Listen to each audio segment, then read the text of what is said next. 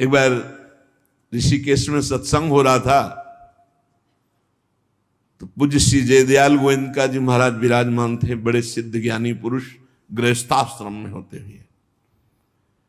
तो सत्संग में हुआ कि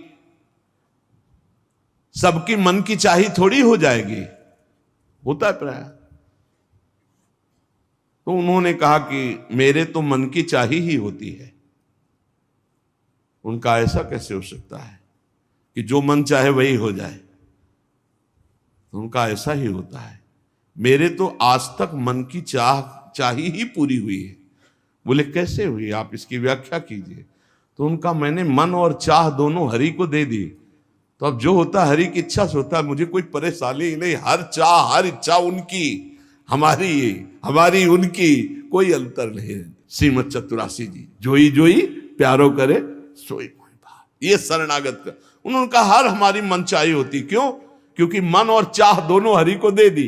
अब जो हरि कर रहे वही जोई जोई प्यारो करे सोई मोहि भावे। ये केवल कह लेने की बात नहीं, जोई जोई प्यारो करे सोई मोहि भावे। जब प्यारे करें और तुम्हें भावे वैसा, तब तो बात समझ में आवे।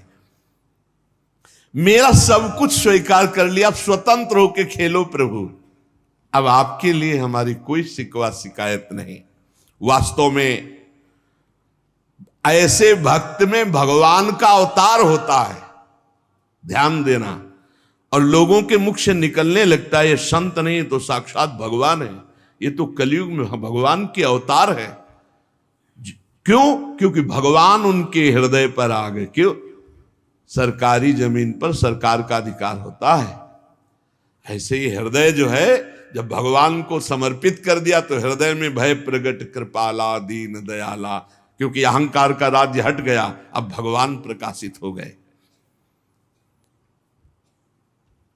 मजदूर जब काम करता है तो पैसा मजदूरी का मिलता है, परंतु घर का आदमी जब काम करता है तो उसे पैसा नहीं मिलता। क्यों? क्यों? घर का आदमी है।